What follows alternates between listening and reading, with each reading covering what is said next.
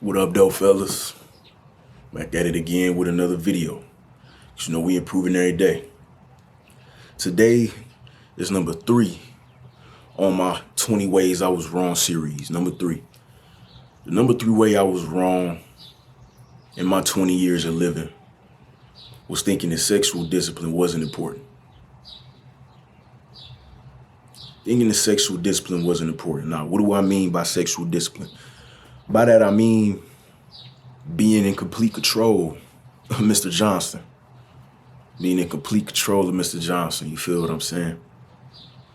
Being able to truly pick and choose who you want to exchange energy with. Being able to truly pick and choose who you want to engage with. Being able to walk up to a woman that you find beautiful and not be driven by lust. Have an interaction with a woman that isn't lust driven that you find beautiful. Being able to simply do something as easy as sit down at a table at a Starbucks and just have a conversation. Just have a conversation with a woman and be in it. Not sitting in the booth, talking to her physically, but in your head, you waiting for the draws. You can't wait for the draws. You not doing that. You able to sit, look her in her eyes and have conversation. Interaction, human interaction, driven by simply wanting to understand who she is, wanting to know what she about, getting a feel of her vibe, getting a feel of what kind of energy she gonna bring you, getting a feel for what she really about, what kind of tip is she on.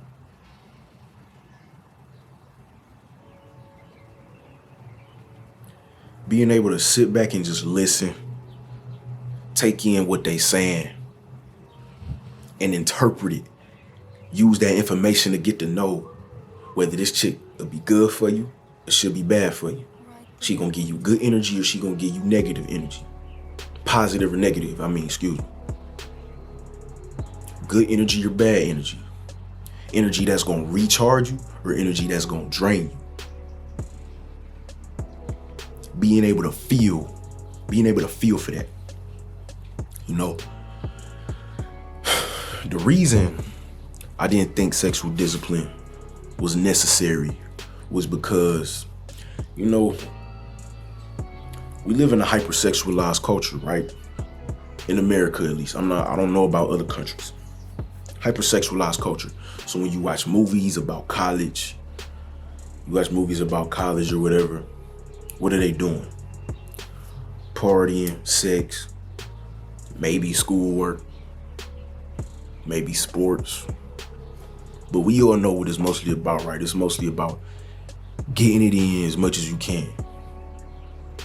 And you might have one character who ain't never had none before, and the movie might be about him on his journey trying to first getting him a piece. You feel what I'm saying? They make movies about it, bro. They make whole movies about it. And it's in the music, TV, movies, any kind of media that we take in, that's distributed to us, is hypersexualized for the most part. And growing up with our malleable minds, our minds get molded into thinking that that's something that should be very high on our priority list, especially as a man. We learn that from starting at age maybe 12, 13, 14, at the oldest maybe.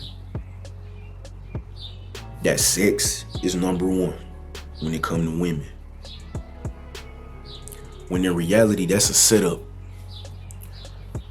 to drain your energy, to drain your manhood away from you. A lot of these women walk around here toxic, with baggage, with meat records 1,200 meters long. if you feel what I'm saying. Meet records 1,200 meters long. And you add into that track record. And most dudes will ask, okay, what's the problem with me adding to that track record? The problem ain't you adding to the track record. The problem is what you gonna get. The problem is what you gonna get from it. What kind of energy are you gonna get from it? I'm gonna tell you this. Engaging with a chick with a long track record, it ain't nothing but negative energy. You ain't doing nothing but carrying on the negative energy from the baggage that's carried on from that. The anxiety that she's acquired from that. The depression that she's acquired from that. The emotion, the extreme emotional instability she's acquired from that. All that negative energy, that's transferring into you. When you exchange energy with women like that. And most dudes ain't gonna get it, you know what I'm saying? And I ain't mad. You know what I'm saying? We live and learn. I ain't mad at the dudes who ain't gonna get it. When I try to introduce this topic to dudes, the response is usually something along the lines of, you fooling, you crazy, you fooling, bro. I'm in college. I'm getting with whoever I want. I don't know what you talking about. And like I said, I ain't mad at it, bro. It makes sense. It make total sense, you feel me? You want to get with every beautiful woman you see. It's in our nature. I ain't saying it ain't in our nature, bro. I ain't saying that.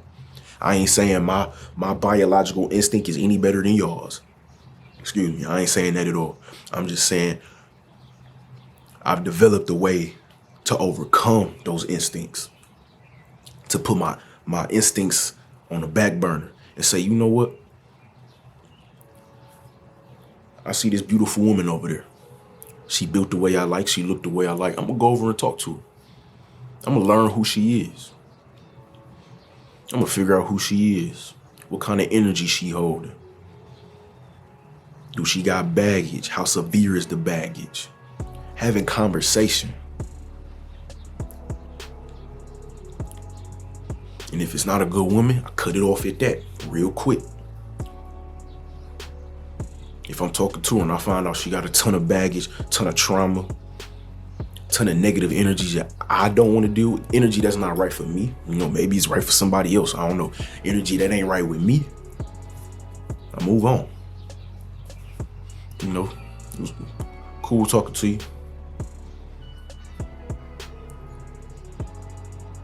But when the woman is good, when it's good energy, not when the woman is good, a woman can have bad energy but be a good person. But that bad energy is infectious and it's contagious. But when she's a good woman with good energy, positive energy, I'm talking to her and I feel recharged. I could sit and chop it up for 2, 3, 4, 5, 6 hours and just chop it up, have genuine conversation, genuinely be interested, being in the moment, not salivating, not foaming at the mouth, lusting just because of her physical appearance.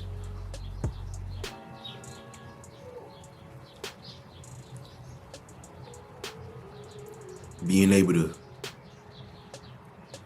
take that feminine energy and use it to my benefit. As masculine men, that feminine energy do something to you. Make you feel like a man. Make you feel like a man. Good conversation with a good woman, you feel good, bro. You feeling charged for days. But when you constantly having interactions with negative energy wielding women, especially having sex with them all the time, that does something. You taking that energy and storing it right in here. You storing it right in here. And it's gonna show itself in the way you value yourself. Once I realized the importance of the discipline, I value myself much more.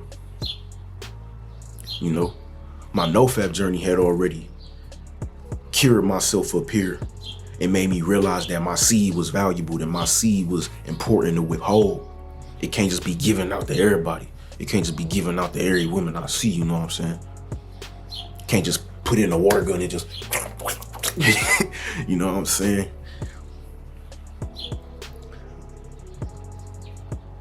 Keep it, hold it tight, withhold it for somebody that's worth it. Withhold it for somebody that'll earn it. Withhold it for somebody that if you give it away, you can take some positive energy back from them. You know what I'm saying? It's an exchange. It's not a parasitic interaction. It's for mutual benefit. Right there,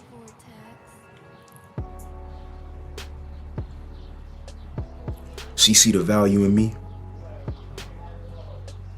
I allow her to give with me. I take the positive energy.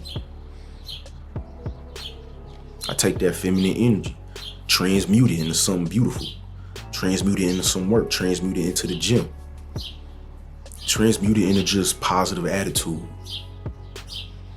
You get what I'm saying? So I'm gonna end it there, man. I'm gonna end it there. Number 3, 20 ways I was wrong. Number 3, thinking that sexual discipline wasn't important. When you develop the sexual discipline, you'll save a lot of time. You'll save a lot of energy. Save a lot of money.